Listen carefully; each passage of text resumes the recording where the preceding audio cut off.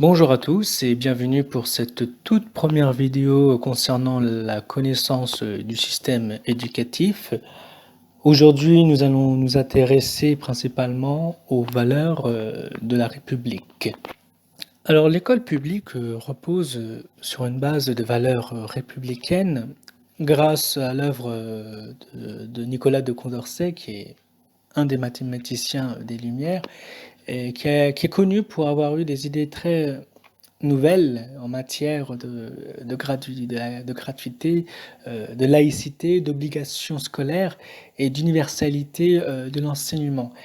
Et c'est avec la Déclaration des droits de l'homme et du citoyen de 1789 qu'a été renforcée l'idée de valeur républicaine.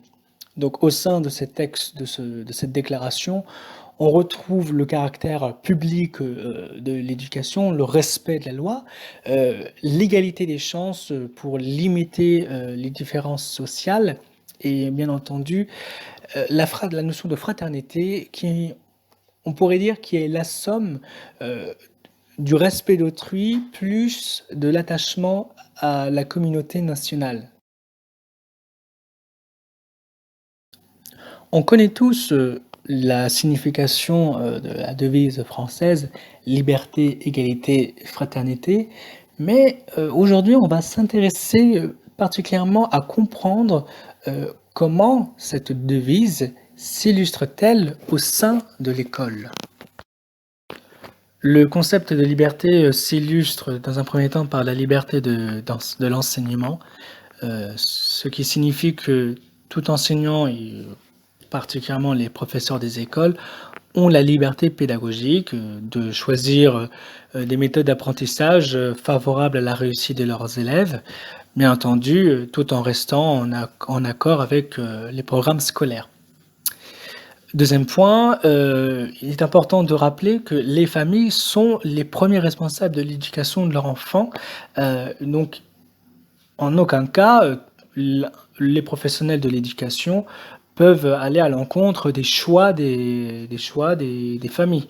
Voilà, donc il faut qu'il y ait un respect des opinions philosophiques ou religieuses des familles. Bien entendu, alors aussi, il y a aussi la liberté de recevoir l'instruction à la maison.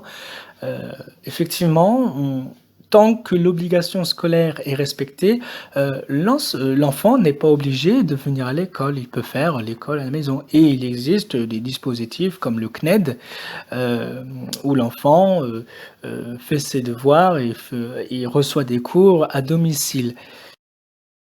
Avant de poursuivre sur le concept d'égalité, je me permets de mettre en avant la loi de 1959, dite la loi Debré, euh, permettant la reconnaissance de l'enseignement privé en tant qu'une partie de la pluralité d'établissements.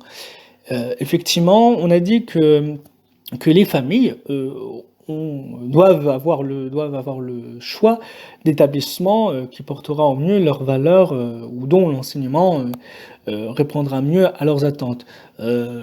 C'est pour cela que les parents ont la possibilité d'inscrire leur enfant dans le public ou dans le privé selon leur idéologie, leur pensée, leur opinion. Ensuite, la notion d'égalité s'illustre premièrement par une égalité des chances. L'objectif de l'école de nos jours, c'est de donner une chance à tous les élèves sans prendre en compte de leurs origines ethnico-sociales. Donc en soi, ne pas faire de différence et ne pas faire de ségrégation scolaire et sociale. Deuxième point, l'égalité d'accès. Euh, on sait tous que l'école est obligatoire à partir de 3 ans jusqu'à 16 ans, ce qui caractérise l'obligation scolaire, ce qui signifie qu'aucun établissement ne peut refuser l'inscription d'un élève, sous aucun prétexte. Et puis dernier point, l'égalité de traitement, c'est pour lutter contre l'échec scolaire. Donc c'est avec la loi Savary de 1981 que sont apparues des ZEP qu'on disait à l'avant, mais maintenant on dit des REP, réseaux d'éducation prioritaire, des dispositifs des dispositifs et pédagogies pour accompagner des élèves en situation de handicap, pour aider au mieux les élèves issus de milieux les plus défavorisés qui n'accèdent pas facilement aux filières d'excellence. Et enfin, pour limiter et réduire les inégalités, les stéréotypes entre les garçons et les filles.